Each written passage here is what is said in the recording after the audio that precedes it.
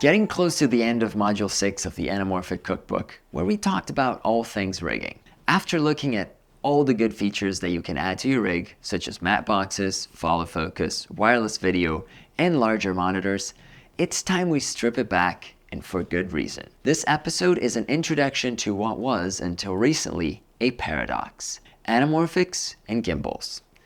Anamorphic on a budget was also a paradox back when I started, but we fixed that. So it's time we start paving the road for more dynamic, floating camera moves in CinemaScope. Until recently, flying an affordable gimbal with an anamorphic setup was a massive fight for balance.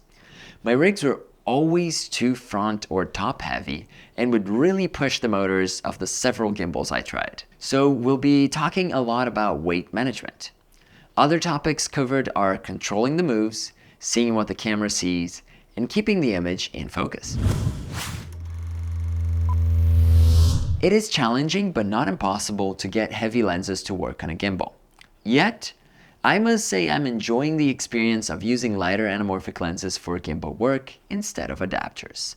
For example, here's how quick things go with the Shure Saturn 35mm weighing just over 400 grams or a pound, a real breeze. Back to the topic of weight. Looking at an adapter setup, it is easy to tell this is front heavy. In some cases, it's not just front heavy, it's too heavy overall. And the way gimbals work requires that the camera build weighs less than the motor's maximum payload. The DJI RS3 Pro that I have here has a payload of 4.5 kilograms or 10 pounds. That raw number might seem like a lot, but once we add all the pieces together, you'll see it's pretty easy to surpass it. For example, this Atlas Orion 40mm here comes in at 2.4 kilograms or 5.2 pounds, eating away half of our max load. We add the camera, cage, adapter, battery, media, follow focus, wireless video, and we're at 3.9 kilograms. Not a lot of flexibility left. The adapter setup I have also weighs 2 kilograms or 4.4 pounds, not too far from the Orion. It's still within the limits, so the challenge becomes how to balance it.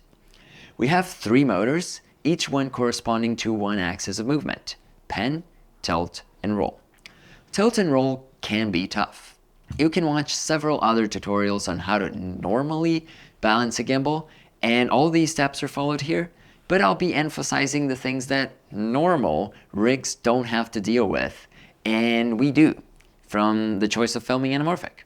To start, we want to keep the rig as low as possible to the rails, as that gives us a lower center of gravity and better control over the roll axis.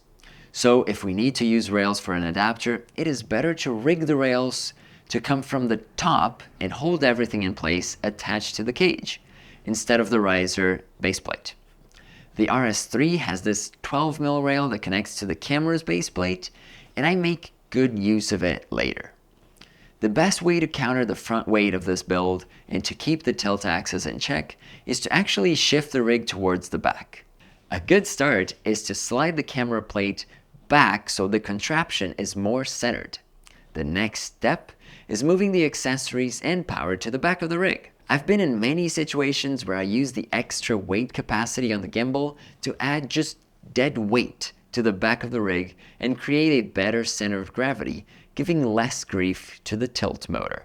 Another note from personal experience: if you're going just a little above the maximum weight, sacrifice something and rein it in. I've had a gimbal die permanently from stressing through a full day of work just a little over the payload. So don't risk damaging your gear if you can avoid it. A heavy rig will also be a challenge for operating the gimbal, because you're going to have to hold it and walk around and do all sorts of weird movements with it.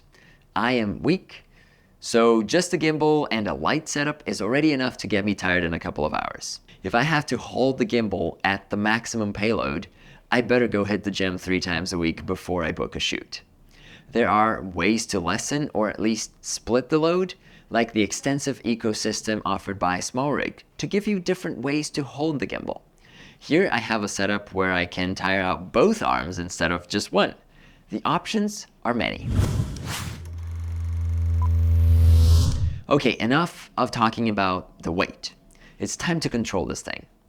Fortunately, the RS3 Pro has a very handy joystick, which will move the camera in the direction that you point it. Another option, turned on by default, is to have the gimbal follow your lead, but smoothing out the shakiness in you.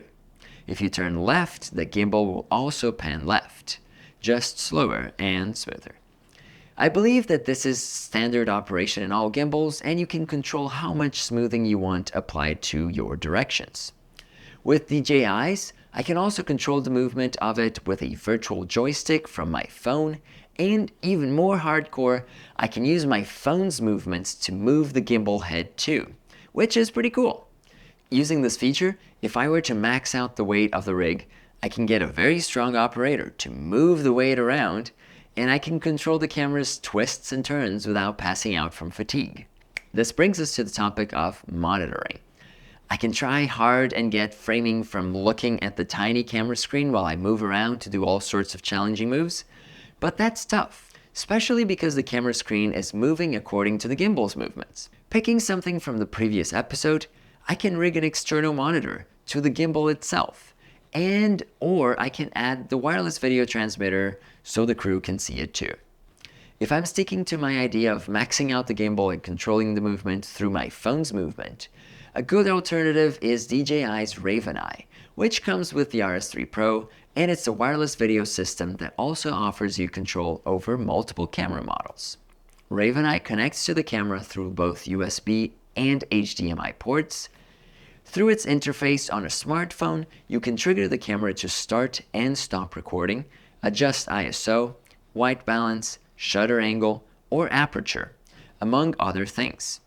This varies for each camera model, so check out what you can do with yours. My biggest issue with Raven-i and monitoring through it is DJI doesn't offer a de-squeeze for the feed. So you'll be looking at a squeezed picture on your phone. The trade-off is by going with a third-party transmitter, we can use the very high-quality monitors with various features, but can't control the camera. By choosing Raven-i, we can control the camera, but compromise on the monitoring features. So we covered weight, movement, and monitoring. Now, how do we get this thing to focus? Option 1, autofocus lenses. Oh yeah, we're talking about anamorphics here, so autofocus is not really an option. Or is it not? In the next episode, we'll see the functionalities of DJI's rangefinder, which essentially turns any lens into an autofocus lens. So that's one option. Another option, which is much more budget friendly, is you don't touch the focus at all and just try your best to keep the distance between you and the talent consistent. Yeah, I don't think that's such a great idea either. Let's resort to DJI again with their tiny focus motor. It goes on that 12mm rail I mentioned in the beginning of the episode. The motor is powered by the RS3, and you have control over it using the dial under your index finger. Good luck! The last option, which is the most traditional one, is you have a wireless follow focus system controlled by your first AC, who's sitting at that station that we built 2 episodes ago and keeping an eye on critical sharpness. It's important to point out that adding an external follow focus or a wireless video to the gimbal will play into its load, so make sure you're not putting all your capacity on the lens and run out of room for essential parts. Gimbals are very fun to use, and I'm super excited to put the RS3 Pro through more challenges. One thing that hardly ever translates from watching videos of people talking or working with gimbals is they require practice. Your skills, endurance, and control will greatly improve with time. Keep at it. It's easy enough to start, but it's still hard to be really good at it. With these words of wisdom, we'll wrap things up for this episode and continue on the next one, where we'll focus exclusively on the autofocus capabilities of DJI's rangefinder, learning how to use it both with the gimbal and without it.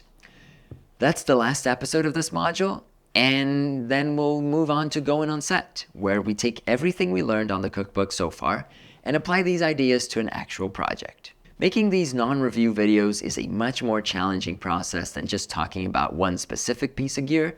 So if you appreciate the lesson, make sure to subscribe and consider being a part of the Anamorphic on a Budget crew by clicking on the join button below. Memberships cost as little as $3 a month and give you early access to videos, plus a very special community of people over on Discord. Thank you so much for watching, and I'll see you soon. Chit Out.